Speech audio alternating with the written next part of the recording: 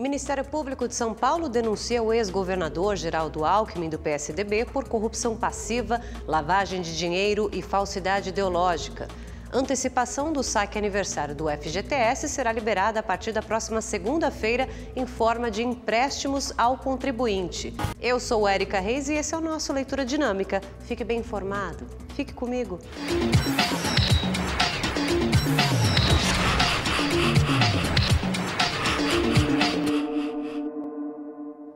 Olá, boa noite. O Ministério Público de São Paulo denunciou o ex-governador Geraldo Alckmin, do PSDB, por corrupção passiva, lavagem de dinheiro e falsidade ideológica. Os detalhes com o Giovanni César. Os promotores acusam o ex-governador de receber mais de 11 milhões de reais em doações não declaradas da construtora Odebrecht para as campanhas eleitorais de 2010 e 2014. O objetivo da empreiteira, segundo o Ministério Público, era obter vantagens junto ao governo estadual. Alckmin teria recebido 2 milhões de reais da construtora na campanha O Palácio dos Bandeirantes em 2010 e outros 9 milhões quando disputou a reeleição em 2014. Segundo os promotores, as quantias não foram registradas nas prestações de contas das campanhas do tucano. A denúncia contra o ex-governador Geraldo Alckmin foi feita depois dele ser citado em delações premiadas de executivos da empreiteira junto ao Ministério Público Federal na Operação Lava Jato. Além do ex-governador, foram denunciados um doleiro, um ex-tesoureiro de campanhas do PSDB e 6 executivos da Odebrecht. Após a denúncia do MP, Geraldo Alckmin pediu para deixar a coordenação da campanha à reeleição do prefeito da capital paulista, Bruno Covas. Em nota, o ex-governador disse que as conclusões do inquérito são infundadas e não encontram suporte nos fatos. Já o PSDB disse que o diretório estadual do partido reitera sua confiança na idoneidade do ex-governador e em seus mais de 40 anos de vida pública. A polícia prendeu nesta quinta-feira 5 empresários ligados ao IABAS, o Instituto de Atenção Básica e Avançada à Saúde. Eles são suspeitos de desviar mais de 6,5 milhões de reais em contratos com a Prefeitura do Rio de Janeiro. A polícia fez buscas na sede do IABAS em São Paulo e também na casa do sócio fundador do Instituto, Luciano Artioli Moreira, onde os policiais encontraram diversos animais, inclusive um macaco sem documentos que autorizam a criação. Em Campinas, no interior paulista, foram presos Luiz Eduardo Cruz, ex-controlador do IABAS, e a esposa dele, Simone Amaral da Silva Cruz. Eles já tinham sido detidos em 2018 no Rio de Janeiro em uma operação que investigava desvios na saúde pública. Os outros detidos na operação são Marcos Duarte da Cruz, irmão de Luiz Eduardo, e o empresário Francesco Ciamarella Neto. Os 5 vão responder por peculato, lavagem de dinheiro e formação de quadrilha. Segundo o Ministério Público, eles cometeram crimes de 2009 a 2019 nas gestões de Eduardo Paes e Marcelo Crivella na Prefeitura do Rio de Janeiro. Durante esse período, o IABAS recebeu pelo menos 4 bilhões e 300 milhões de reais em contratos para prestar serviços na área de saúde e teria desviado mais de 6 milhões. A investigação aponta que o esquema funcionava com superfaturamento. Pelo menos mais 4 empresas são investigadas. O prefeito da cidade, Marcelo Crivella, responsabilizou o antecessor, Eduardo Paes, pela relação com o IABAS. Disse ainda que cortou relações com o Instituto e ainda aplicou uma multa de mais de 27 milhões de reais. Eduardo Paes disse por meio de nota assinada pelo ex-secretário de Saúde, Daniel Sorans, que sempre atuou com transparência e lisura nos processos de licitação e contratação de empresas e organizações sociais. O Instituto IABAS, que também é investigado por irregularidades em contratos durante a pandemia da Covid-19, informou que está colaborando com a Justiça e chamou as acusações do Ministério Público de ilações. Bom, e o ex-governador do Distrito Federal, Agnello Queiroz, foi alvo da Operação Alto Escalão. Ele é suspeito de receber propina na contratação de leitos para a rede pública de saúde. Uma empresa de marketing teria repassado para Agnello Queiroz R$500 mil por meio de um contrato fictício com a Secretaria de Saúde. O ex-governador chegou a ser levado para a delegacia por porte de arma sem registro, porque uma carabina foi achada na casa dele durante a operação. Depois de prestar depoimento e pagar uma fiança de R$3 mil, reais, ele foi liberado. Procurado, Agnello não se manifestou.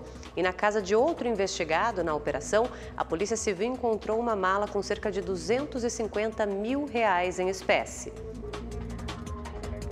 O presidente da Câmara dos Deputados, Rodrigo Maia, do DEM, se reuniu nesta quarta com o ministro da Economia, Paulo Guedes. Nesse encontro, eles discutiram projetos que podem ajudar aí na retomada econômica e também na união entre os poderes.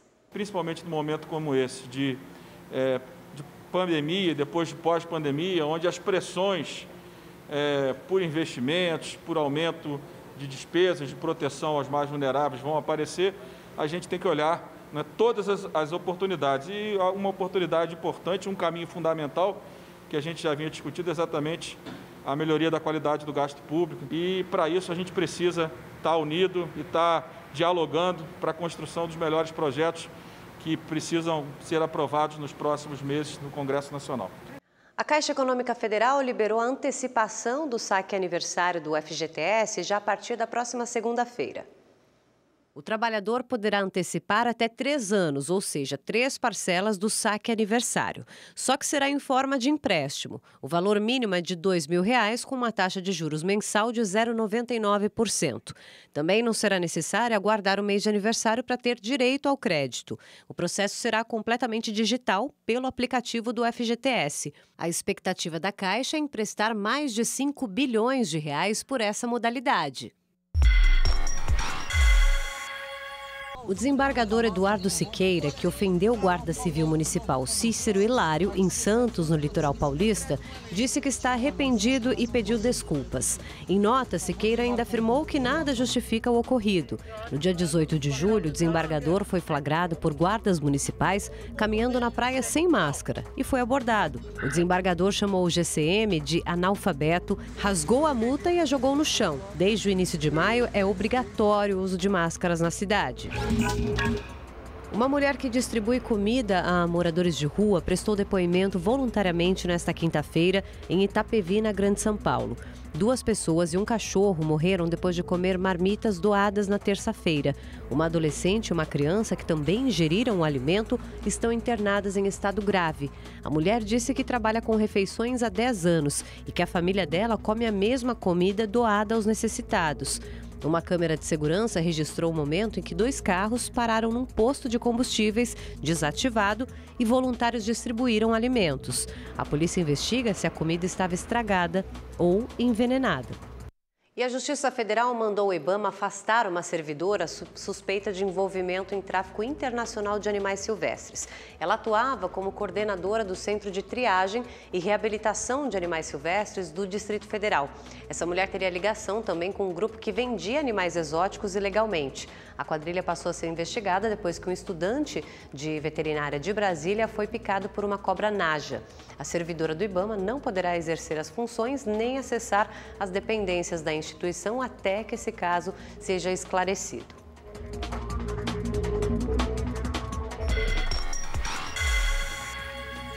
A polícia tenta identificar um homem que agrediu uma mulher em Diadema, na região metropolitana de São Paulo.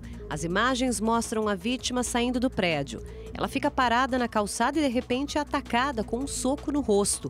Uma outra câmera de segurança também flagrou a agressão. Depois de dar o soco, o homem de jaqueta olha para trás e segue o caminho normalmente. A vítima disse que não conhece o agressor e também não tem inimigos. Um homem de 30 anos foi preso em São Gonçalo, na região metropolitana do Rio de Janeiro, por suspeita de armazenar e transmitir imagens de violência sexual contra crianças dos locais onde ele prestava serviço. Os equipamentos apreendidos na ação passarão por uma perícia. A Polícia Federal tenta identificar também as vítimas que aparecem nas imagens e outros criminosos envolvidos no compartilhamento do material. No Recife, a Polícia Federal deflagrou 2 operações de combate a fraudes em contratos emergenciais relacionados à pandemia. O diretor financeiro da Secretaria de Saúde da cidade já foi afastado do cargo. Uma das operações, Abel Masquet, investiga a compra de materiais médico-hospitalares sem licitação e com valores superfaturados, o que causou prejuízos de mais de R$ 7,3 milhões ao SUS. Nessa operação foram cumpridos 11 mandados de busca e apreensão. O diretor financeiro da Secretaria de Saúde do Recife, Felipe Soares Bittencourt, foi afastado por determinação da Justiça.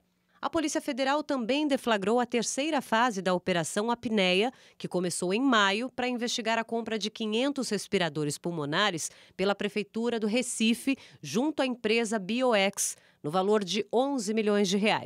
De acordo com a PF, a Bioex também seria uma microempresa de fachada e os equipamentos fornecidos não tinham certificação da Anvisa.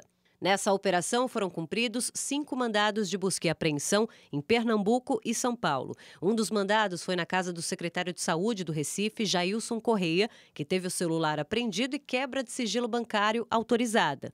O Ministério Público Federal também solicitou a prisão preventiva de Jailson Correia, mas o pedido foi negado pela Justiça. Em nota, a Prefeitura do Recife diz que todas as compras foram feitas dentro da legalidade e enviadas ao Tribunal de Contas do Estado, à Controladoria Geral da União e também aos Ministérios Público Federal de Pernambuco. A defesa do diretor financeiro citado também, Felipe Soares Bittencourt, diz que vai tomar medidas judiciais quanto ao afastamento dele. E a gente não conseguiu contato com as empresas Bioex e Deltamed. No Rio de Janeiro, técnicos de enfermagem terceirizados e enfermeiros também entraram em greve. Eles estão com salários atrasados já há 4 meses e reivindicam ainda o pagamento de outros benefícios como férias. Os hospitais de campanha do Maracanã e de São Gonçalo estão aí entre as unidades muito afetadas. O sindicato da categoria informou que 50% dos profissionais continuam nos postos de trabalho. Em nota, a Secretaria Estadual de Saúde diz que está já tratando desse assunto e com prioridade para regularizar a situação de todos esses profissionais que são de unidades de saúde administrada por organizações sociais. E o estado de São Paulo registrou mais de 12 mil novos casos de Covid-19 em 24 horas. Só que, segundo a Secretaria Estadual da Saúde, o aumento significativo nesse número aí de infectados aconteceu por causa de um problema no sistema de notificação. Segundo o governo, a doença continua sob controle no estado e muitos dos 12.500 novos registros são de dias anteriores, mas teriam sido lançados com atraso por uma instabilidade técnica no sistema de contagem. Hoje, a taxa de ocupação de UTIs por pacientes de Covid-19 é de 66% em São Paulo. O estado segue com ampliação de testes. Foram distribuídos mais de 450 mil kits de coleta para a realização de exames em áreas distintas. Também está aumentando a confirmação de pessoas que em algum momento tiveram a infecção, desenvolveram anticorpos, mas não estão doentes, vamos dizer assim. Não estão sintomáticos, não estão precisando de assistência. Por isso que a gente aumenta a testagem, mas isso não significa diretamente ter um aumento de casos confirmados e também de óbitos. O balanço diário de casos de Covid-19 divulgado pelo Ministério da Saúde aponta que o Brasil chegou a 1.570.000 recuperados da doença. Mais de 633 mil pessoas estão em acompanhamento e o número total de mortes é de 84.082. A partir de agora, você que é assinante do Rede TV Plus tem chances de ganhar no novo Festival de Prêmios A Chave é Sua. De segunda a sexta, você pode ganhar smartphones e smart TVs em nossos programas. E aos domingos, no Encrenca, pode sair motorizado e levar para casa um Onix Plus automático 1.0 turbo. E tem mais! No final da promoção, o sorteio é de uma incrível Mercedes Classe A200 Sedã. Então já sabe, se não é assinante, ainda dá tempo. Acesse redetvplus.com.br ou aponte a câmera do seu celular para o QR Code aqui na tela. E se já é assinante, parabéns e boa sorte!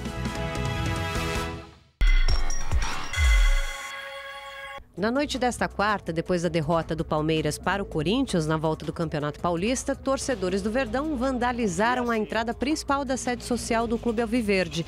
Nas imagens dá para ver um grupo de pessoas dando pontapés ali nos portões da Rua Palestra Itália. O Palmeiras registrou um boletim de ocorrência e vai entregar as imagens das câmeras de segurança para a polícia. Torcedores do Santos foram novamente para frente da Vila Belmiro protestar contra a gestão do atual presidente José Carlos Pérez. Nessa semana, o clube enfrentou problemas com jogadores que pediram rescisão de contrato por falta de pagamentos. e ainda tropeçou diante do Santo André jogando em casa. O grupo de santistas caminhou até o CT Rei Pelé e seguiu com as manifestações.